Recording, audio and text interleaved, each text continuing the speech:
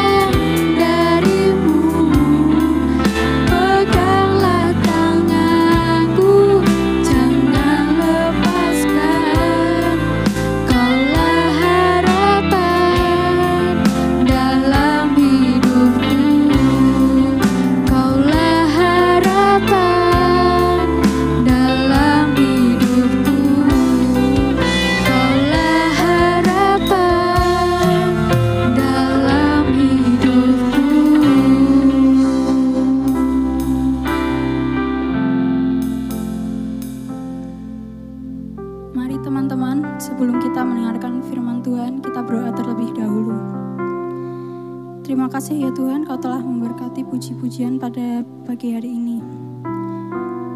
Sekarang sebentar lagi kita akan mendengarkan firman-Mu, berkati dari awal hingga akhir, supaya firman-Mu dapat tertanam di dalam hati kami.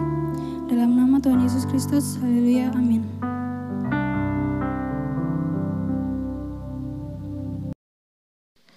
Shalom, kiranya kasih, setia dan damai sejahtera dari Allah Bapa, Tuhan Yesus Kristus menyertai saudara. Selamat datang di dalam ibadah online Hawetins pada hari ini. Kita akan merenungkan sebuah tema. Tema hari ini adalah membuka diri untuk dipulihkan Tuhan. Mari kita baca terlebih dahulu di dalam Mazmur 139 ayat 23 sampai 24. Teman-teman nanti bisa membaca mulai dari ayat 1, namun yang akan kita bahas pada saat ini ayat 23 sampai 24. Mazmur 139 ayat 23 sampai 24. Selidikilah aku ya Allah dan kenalah hatiku. Ujilah aku dan kenalah pikiran-pikiranku. Lihatlah apakah jalanku serong dan tuntunlah aku di jalan yang kekal. Amin. Demikian pembacaan firman Tuhan. Nah, kalau teman-teman suka baca buku dan ada waktu senggang, saya menyarankan teman-teman untuk membaca sebuah buku yang berjudul Hatiku Rumah Kristus. Atau di dalam terjemahan aslinya dalam bahasa Inggris, buku ini berjudul My Heart Cries Home. Buku yang dikarang oleh Robert Boynbunger ini adalah buku yang sangat menarik karena menggambarkan bagaimana relasi kita bersama dengan Tuhan. Nah, tapi saya tidak akan membahas buku ini secara mendalam, tapi ada satu bab yang menarik dari buku ini yang akan saya ceritakan pada hari ini.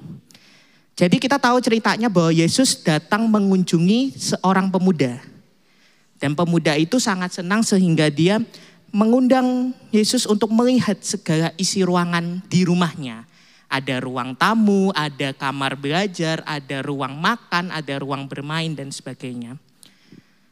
Semuanya tampak baik-baik saja sampai pada suatu hari Yesus berdiri di depan gudang. Ruangan yang memang sengaja tidak ditunjukkan oleh anak itu, pemuda itu. Ketika pemuda ini melihat, Yesus ngapain berdiri di depan gudang gitu kan. Dia menghampiri Yesus. Dan ketika dia menghampiri Yesus, Yesus langsung memberikan sebuah pertanyaan. Kamu mencium bau busuk tidak dari ruangan ini? Anak ini menjawab tidak. Padahal sebenarnya iya. Di dalam gudang tersebut ada hal-hal yang dia simpan yang memang dia tidak mau tunjukkan kepada Yesus. Tetapi sayangnya hal-hal tersebut malah membuat bau yang tidak sedap. Bahkan dikatakan bau tidak sedap itu sampai memenuhi hampir sebagian rumah itu. Yesus kemudian bilang lagi, tidak, aku mencium bau busuk dari dalam gudang ini. Dan aku mau membereskannya, karena aku yakin bahwa kamu tidak akan nyaman tinggal dengan kondisi seperti ini. Pemuda ini marah. Marah karena aku sudah menunjukkan ruanganku kepada Yesus semuanya. Dan kenapa Yesus sekarang mau ngutak-ngatik gudang gitu loh. Ngapain? Kayak itu ada sebuah hal yang tidak diinginkan oleh pemuda tersebut. Sehingga ketika pemuda ini marah dan setelah marah Yesus bilang, oke, tapi ketika kamu berpikir bahwa aku bisa tinggal di rumah yang dengan bau busuk seperti ini, kamu salah. Aku akan tidur ke bawah di ruang tamu, pindah ruangan karena aku tidak tahan dengan bau busuk ini. Akhirnya Yesus memindahkan tempat tidurnya dari kamar tidur menuju ruang tamu. Nah, sadarkah teman-teman bahwa kehidupan kita sama seperti pemuda ini? Setelah kita menerima Kristus, kita harusnya mengalami pendewasaan sebelum akhirnya kita masuk ke dalam penyempurnaan. Tetapi proses itu tidak mudah. Karena di tengah jalan menuju pendewasaan tadi ada hambatan-hambatan yang bisa membuat kita berbalik arah atau tidak menuruti jalan yang seharusnya. Hambatan-hambatan tersebut membuat hidup kita kemudian menjadi tidak berkenan lagi di hadapan Tuhan. Membuat kita tidak lagi menjadi serupa dengan Kristus. Hambatan inilah yang perlu dipulihkan oleh Tuhan. Namun sayangnya, seringkali kita tidak mau. Kita selalu beranggapan bahwa hidup orang Kristen hanya sekedar saya hidup, saya baca Alkitab, saya ke gereja, selesai. Kita selalu berpikir bahwa aku dengan menjadi orang Kristen umumnya, gak usah neko-neko, biar gak dimarahin guru sekolah minggu, biar gak dimarahin orang tua, sudah cukup bagi saya. Namun tidak. Kehidupan kekristenan itu juga perlu ada pemulihan. Dari apa? Dari yang tersembunyi di hati. Apa itu? Luka batin, trauma, kecanduan, keterikatan, emosi negatif, marah. Dan hal-hal lain yang membuat kita akhirnya terhambat pertumbuhan kita. Yang membuat kita tidak lagi bisa serupa dengan Kristus. Menjadi sangat jelas sekali bahwa kita butuh pemulihan. Tapi masalahnya kita seringkali menutup diri kita. Kita sering kemudian bilang bahwa aku tidak apa-apa kok Tuhan. Padahal sebenarnya kita ada apa-apa.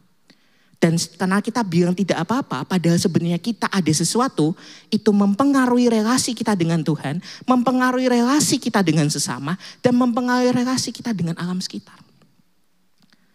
Orang yang mungkin menghindari dari komunitas, menghindari dari persekutuan, mungkin dia ada orang yang pernah ditolak. Orang yang pernah ditolak oleh komunitas sebelumnya, yang pernah dicaci maki, dihina, dibully bahkan. Dan dia masih punya hal itu. Sehingga minder itu yang terpupuk. Rasa minder, rasa takut dihianati, takut kecewa. Atau amarah. Mungkin kita sering dibanding-bandingkan dengan orang lain. Atau mungkin bahkan kerabat kita sendiri, adik kakak kita sendiri. Dan kita lama-lama kemudian menjadi kesal dan menjadi marah. Tapi kita tidak berani menyampaikan itu keluar. Sehingga itu akan menjadi akar pahit. Atau mungkin kita punya kecanduan, keterikatan dengan sesuatu. Kita mungkin senang main game, tapi lama-kelamaan game itu mulai mempengaruhi hidup kita. Kalau kita rasanya tidak main game sehari itu rasanya tuh kayak beban berat gitu loh. Hati-hati. Di hati teman-teman masih ada sesuatu yang harus dibereskan di hadapan Tuhan. Nah, pemazmur dalam Mazmur 139 ini ada pasal yang unik. Di judulnya dikatakan doa di hadapan Allah yang Maha Tahu. Dan di ayat 1 sampai ke 6 digambarkan bahwa Allah sangat mengetahui kita. Allah mengetahui kita secara pribadi dan secara dekat. Dia tidak hanya tahu seperti ini, tapi dia bahkan tahu sampai isi hatimu seperti apa. Dia adalah Allah yang Maha Tahu. Dan ketika kita mengetahui dia adalah Allah yang Maha Tahu, maka kita pun bisa jujur dan terbuka di hadapan Tuhan. Yang dinyatakan di dalam ayat 23 dan 24 ini. Kita seringkali memilih untuk menutup diri di hadapan Tuhan. Padahal sebenarnya Tuhan tahu dan tidak ada paksaan untuk menutup diri kita di hadapan Tuhan. Tuhan justru ingin memulihkan teman-teman. Tapi bagaimana Tuhan memulihkan jika dirimu belum terbuka di hadapan Tuhan. Dirimu tidak jujur di hadapan Tuhan. Secara cepat mari kita belajar 3 hal. Apa sih jujur dan terbuka di hadapan Tuhan itu? Dan kaitannya dengan sakit yang saya rasakan, luka batin atau apapun yang kita rasakan keterikatan kita. Yang pertama, ketika kita mengetahui Allah itu Maha Tahu, kita ada kesediaan untuk terbuka di hadapan Tuhan. Untuk terbuka di hadapan Tuhan. Terbuka berarti kita mengakui kondisi kita dan kita meminta Tuhan untuk membenahi hati kita, diri kita secara pribadi. Ketika kita terbuka maka kita pun akan dengan sadar dan kita mau mengaku bahwa Tuhan, aku tidak mampu mengenal diriku sendiri. Tuhan, aku mengakui bahwa aku masih punya keterikatan dengan ini. Aku masih punya sakit hati, aku punya pengalaman buruk seperti ini. Tapi aku tidak mampu untuk mengatasi itu. Dan kita minta Tuhan untuk memulihkan kita. Untuk menyingkapkan semuanya. Dalam dikatakan di sini, untuk menyelidiki dan mengenal hati kita. Tuhan, kenallah aku. Karena aku tidak pandai untuk mengenal diriku sendiri. Hanya Tuhan yang tahu. Singkapkan semua itu Tuhan. Supaya aku beroleh pemulihan dari Tuhan. Itu yang pertama. Yang kedua, jujur dan terbuka artinya adalah kesediaan untuk merendahkan hati dan mau dikoreksi. Di ayat 24 dikatakan, lihatlah apakah jalanku serong dan tuntunlah aku di jalan yang kekal. Artinya apa?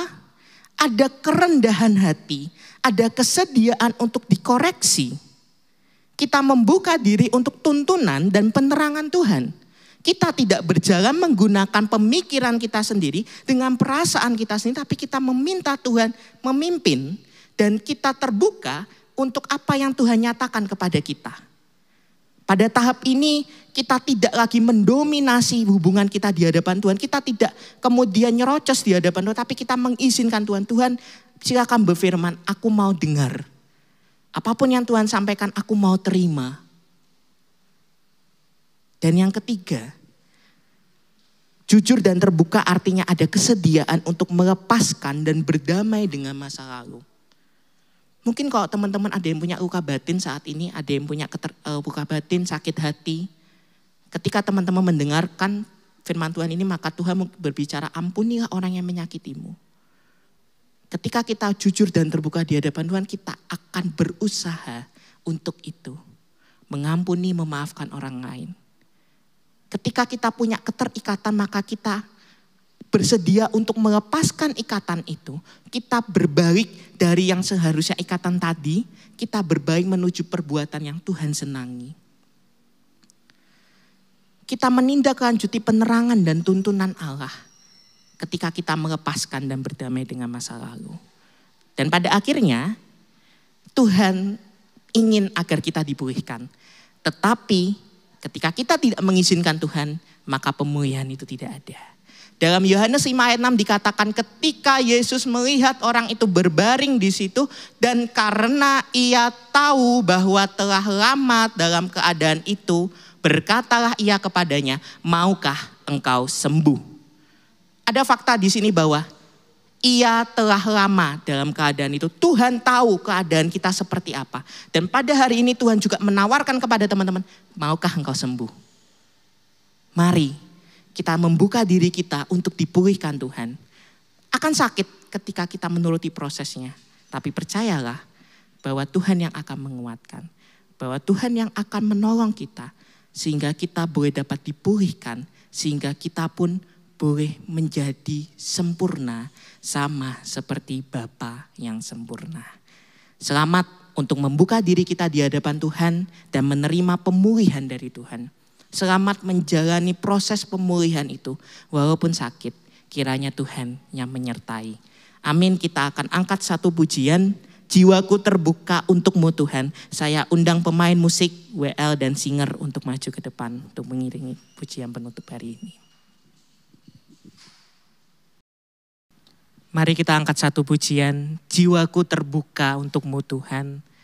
Biarlah kita mau membuka jiwa kita, hati kita untuk dipulihkan oleh Tuhan.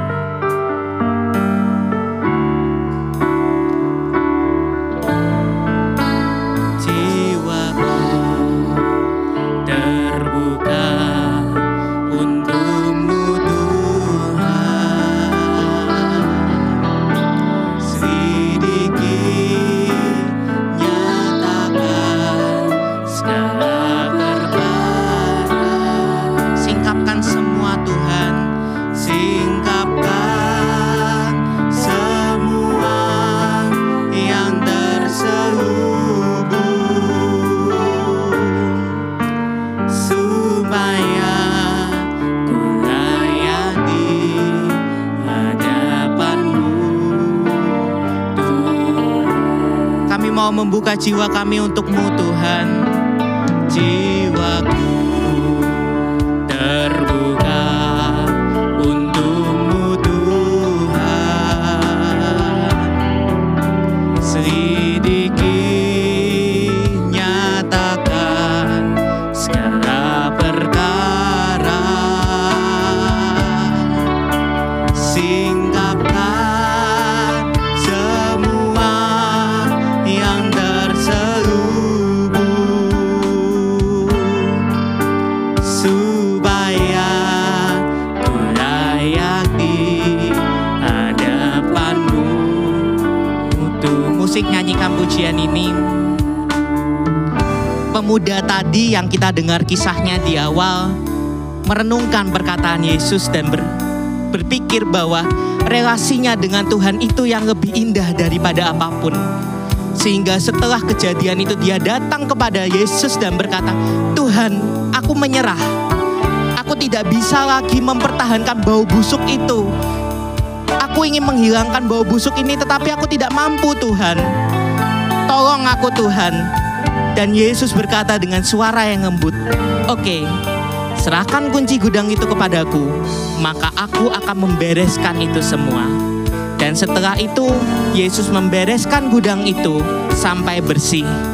Teman-teman, pada saat ini Tuhan juga menawarkan kepada teman-teman juga, mau nggak teman-teman sembuh? Mau nggak sembuh dari luka batin, penderitaan, dari sakit hati, dari keterikatan dan kecanduan yang teman-teman alami? Terbukalah di hadapan Tuhan, maka Dia yang akan memulihkan teman-teman. Izinkan Dia untuk memulihkan teman-teman. Bukalah hati teman-teman dan percayalah bahwa Tuhan akan memulihkan sampai engkau menjadi sempurna, sama seperti Bapa adalah sempurna. Kita nyanyikan pujian ini sekali lagi. Jiwaku terbuka untukmu, Tuhan. Kita nyatakan dengan penuh kerinduan, dengan penuh pengertian. Dan ini yang menjadi doa kami, Tuhan. Jiwaku terbuka untukmu, Tuhan. Benar, Tuhan, inilah kerinduan kami. Sedikit nyatakan segala perkara, singkapkan semua yang terselubung, supaya aku layak di hadapanmu, Tuhan. Supaya aku layak di hadapanmu. Singkapkan semua yang terselubung, Tuhan. Singkapkan semua yang terselubung, supaya ku layak di hadapanmu, Tuhan. Mari kita berdoa. Tuhan, inilah kami dengan segala keberadaan kami, dengan segala kekurangan kami datang menghadap Engkau. Terima kasih untuk firman-Mu yang indah pada hari ini. Engkau ada Allah yang maha tahu. Engkau mengetahui setiap dari kami, mengetahui sampai sedalamnya hati kami. Dan kami percaya, Tuhan, bahwa hidup kami perlu dipulihkan oleh Tuhan. Bahwa hidup kami masih menyimpan sesuatu yang tidak berkenan di hadapan Tuhan. Ampuni kami, Tuhan. Ampuni kami, Tuhan. Ampuni kedegilan hati kami, ampuni kesombongan kami, ampuni Tuhan ketika kami enggan membuka hati kami untuk-Mu, Tuhan. Dan pada saat ini kami mau buka hati kami mau mengundang Engkau masuk di dalam hati kami. Pulihkan kami, Tuhan, dari segala sakit yang kami rasakan, dari luka batin, dari kecanduan, keterikatan, maupun hal-hal yang membuat kami semakin menjauh dari Engkau dan membuat kami semakin tidak serupa dengan Engkau. Roh Kudus, Engkau yang memampukan setiap kami, Engkau yang memampukan kami untuk melewati proses pemulihan tersebut. Meteraikan firman-Mu di dalam setiap diri kami, supaya firman ini tidak berlalu dengan sia-sia, tetapi kiranya boleh dapat bertumbuh, berbuah, dan berlipat kali ganda. Memberkati setiap kami yang sudah hadir, yang sudah mendengar, yang sudah menyaksikan ibadah online pada hari ini. Kami percaya bahwa berkat dari Allah Bapa turun menyertai kami sekalian. Di dalam nama Tuhan Yesus Kristus kami berdoa. Haleluya. Amin. Tuhan memberkati teman-teman sekalian.